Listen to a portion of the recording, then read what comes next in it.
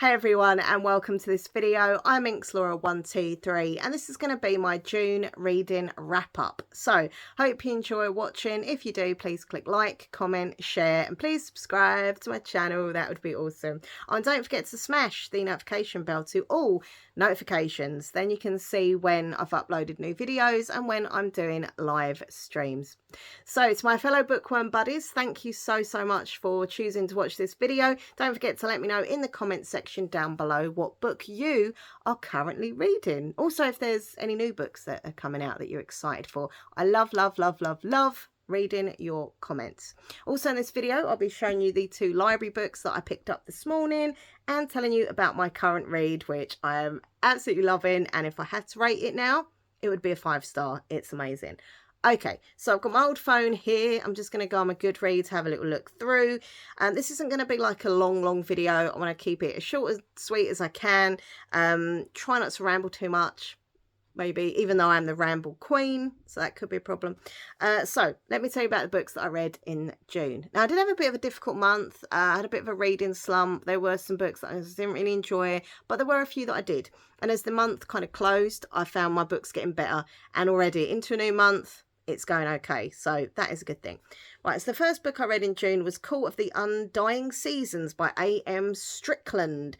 Now, this book had the most beautiful cover. I love this cover so much. Now, I really fancied reading a vampire-themed book.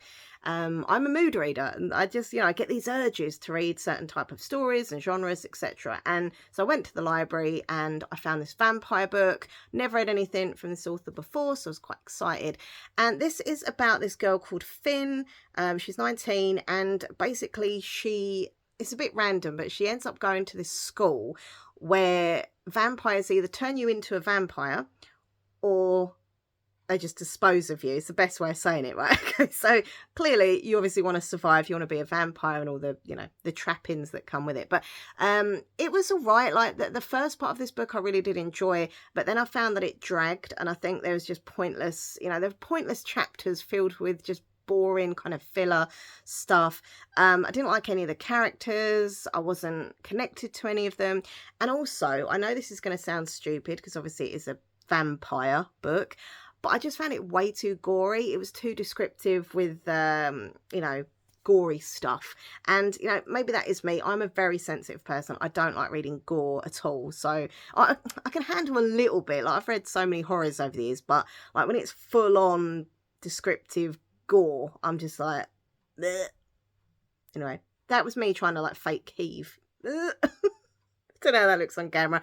Anyway, but I don't know, it's just a bit too much, but I just didn't really like it. I give it a 3-star because I did like the first part of the book, and I just ended up kind of skimming to the end just to see what happened. Next book I read was Yellow Face by R.F. Kuang. Everyone and their dog seems to be going on about this book. Like, it's everywhere. It's literally everywhere. They do this with certain books that they're just promoted. Just everywhere you look. They did it with Lessons in Chemistry. They've done it with, so many books. But anyhow, this one I was quite interested about because, as I say, it's really hyped up. People saying it was really good. And I didn't hate this book, but I don't know, it wasn't as good as I thought it was going to be. So it's basically about these 2 authors, June and Athenia. So they both known each other since they were young. They both did writing at college, like studying writing and stuff. One of them basically goes on to become this big best-selling author, and the other one doesn't do really much. I mean, she's got a job and stuff, but she's not famous and she's not as successful as the other woman. And without giving any spoilers, something happens. One of them dies, and she kind of takes her work and pretends it's her own. So it's like stealing another author's work kind of thing. And it was interesting. It wasn't awful. But I think it's more for people who are into like the writing community and publishing and all that sort of thing. But a lot of it I found just kind of went over my head. I was just like, this is boring. But yeah, it wasn't awful, but it wasn't amazing. So I give it a 3-star. I did find myself skimming the end as well, just because I was like, oh, come on, enough already. So that's that. Next book I read was Line in the Deep by Dinah Urban.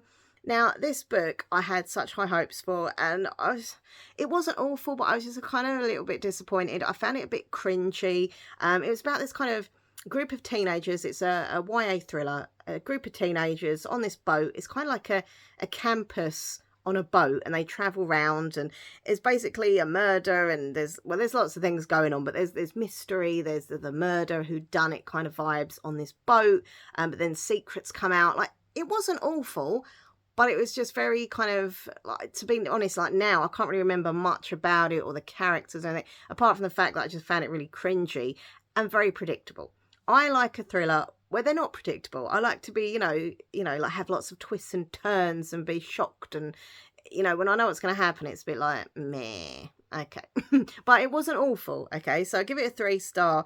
And I did like the kind of concept, the idea of it all being on the boat, and that was pretty cool, but yeah.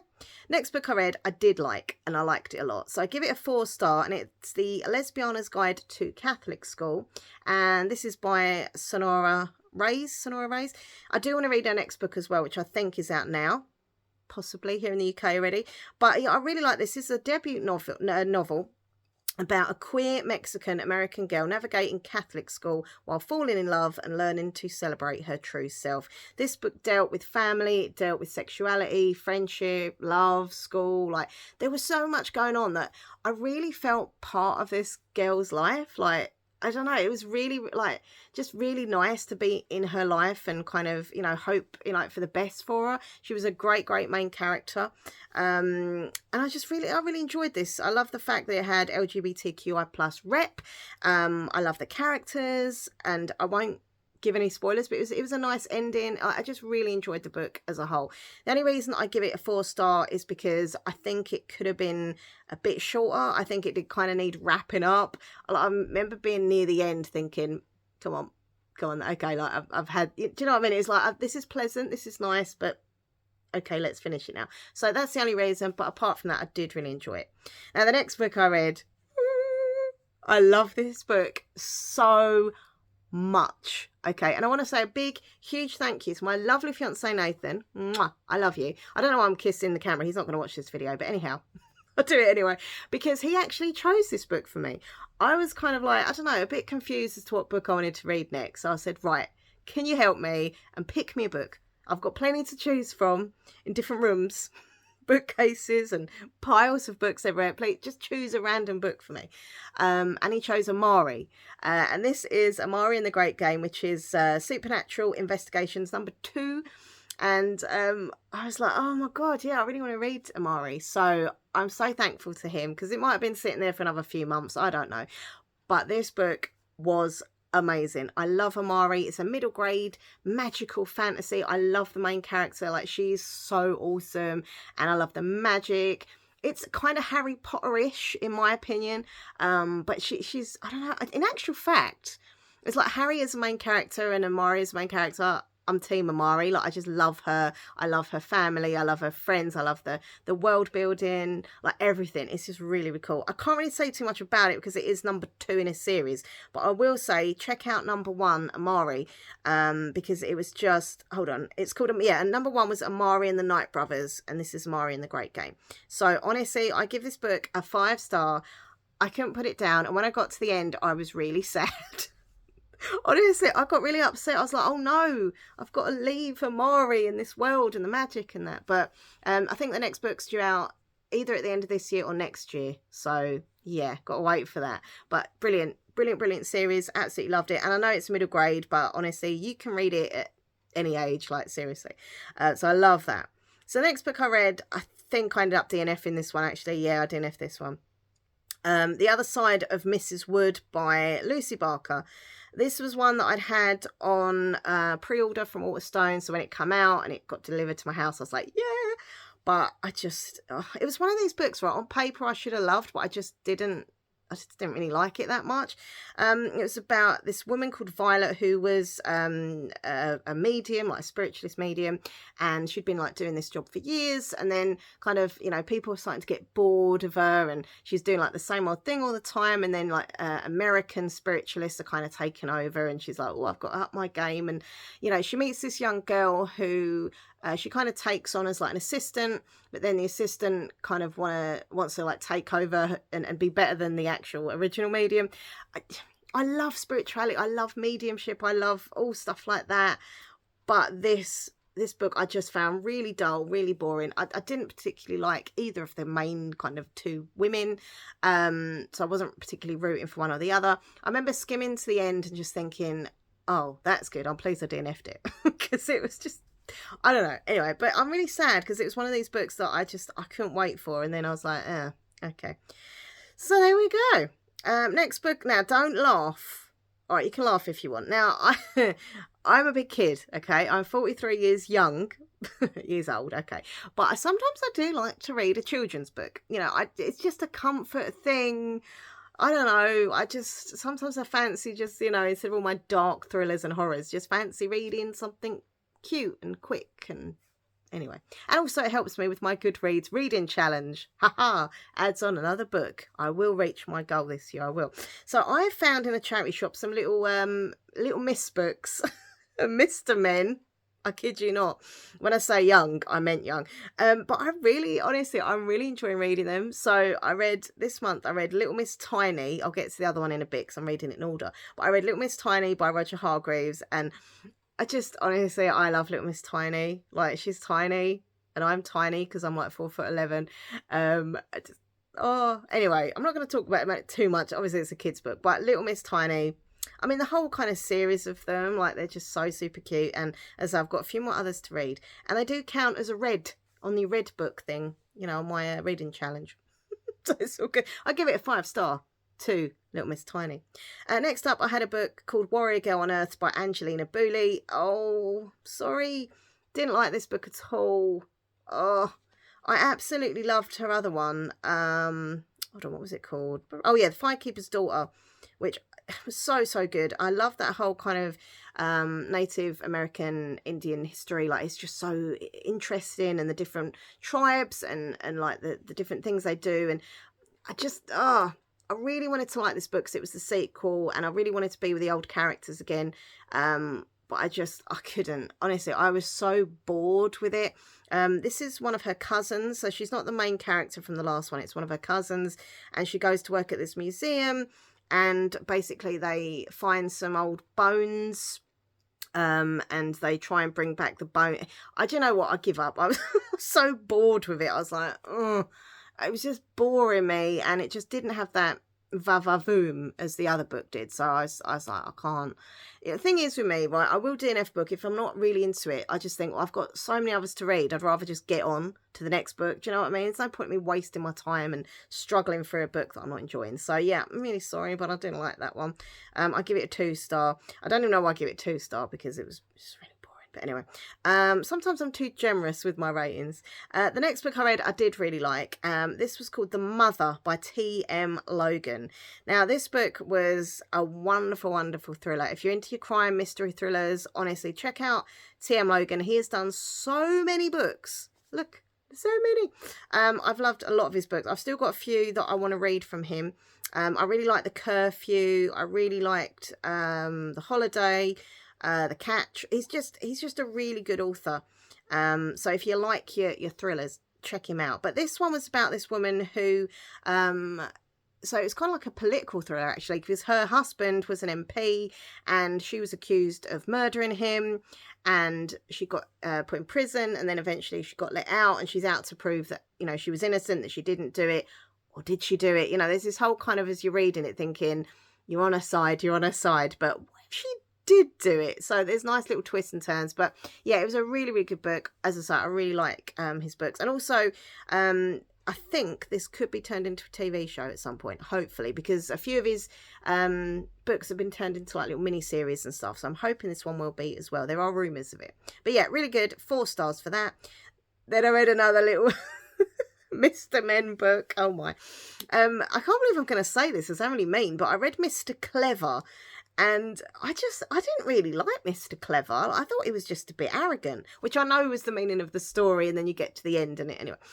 But I just didn't really like him. I prefer Little Miss Tiny. Hashtag Little Miss Tiny for the win. But yeah, 2 stars for Mr. Clever. I'm sorry, Mr. Clever. Next book I read was We'll Never Tell by Wendy Hurd. Now, I really, really, really love this. So as you can see, the month was like do-do-do-do, and then do. It got better. This is called We'll Never Tell brilliant, brilliant cover. You can't really see it on my phone, but anyway, trust me, take my word for it. This was about a bunch of friends, and like, I love the friendship group in itself, and all the individual characters were great.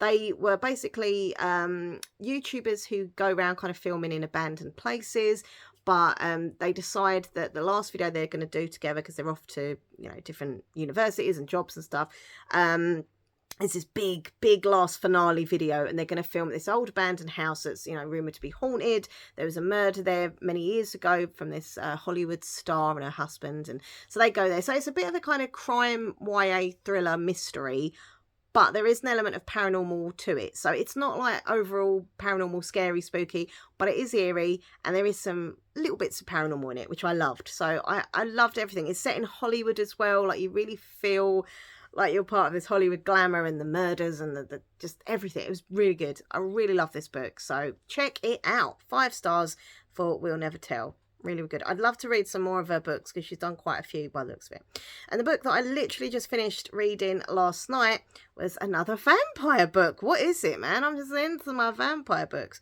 So In Nightfall by Suzanne Young. Now, this, oh my god, I love this. 5 stars for this. This was a kind of reimagining, retelling of the classic 80s cult vampire film, The Lost Boys.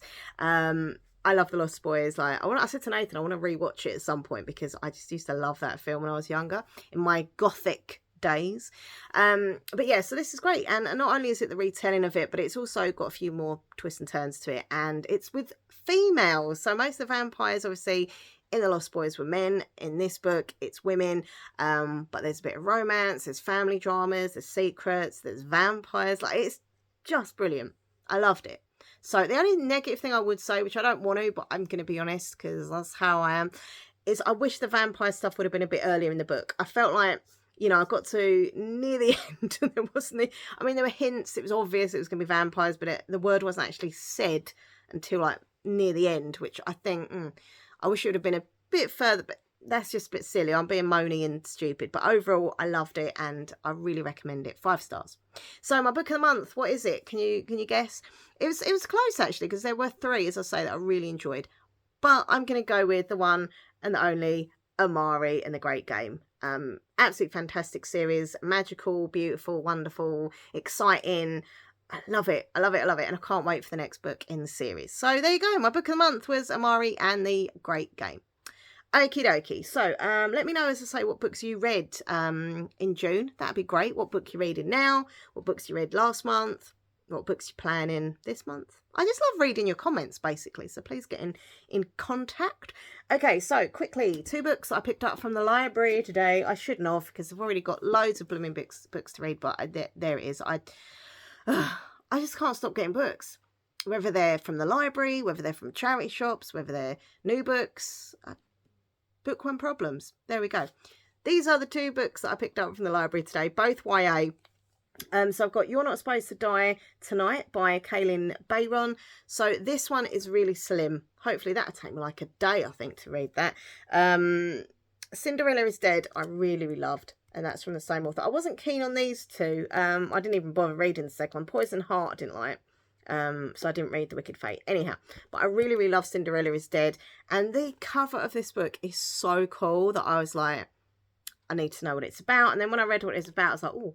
So she works at this like summer camp job where they kind of do like fake horror stuff, but then the horror actually becomes real. And I just thought it just sounds really like cool and spooky. And I mean, this would probably be perfect for Halloween, but I'm that kind of person who would read spooky stories all year round. You know, I don't just read it in October. But if you are that person who likes only reading that kind of stuff in the month of October, this could be good. And look, it's only slim. So there we go. That's that. The other book I picked up is by James L. Stutter, and it's called Dark Hearts.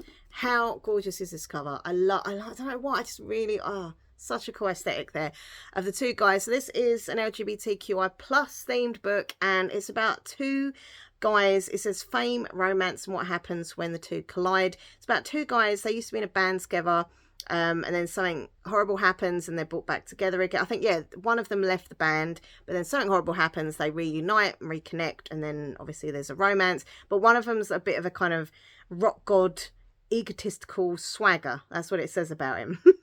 But then there's an unexpected kiss, and I'm really excited for this one.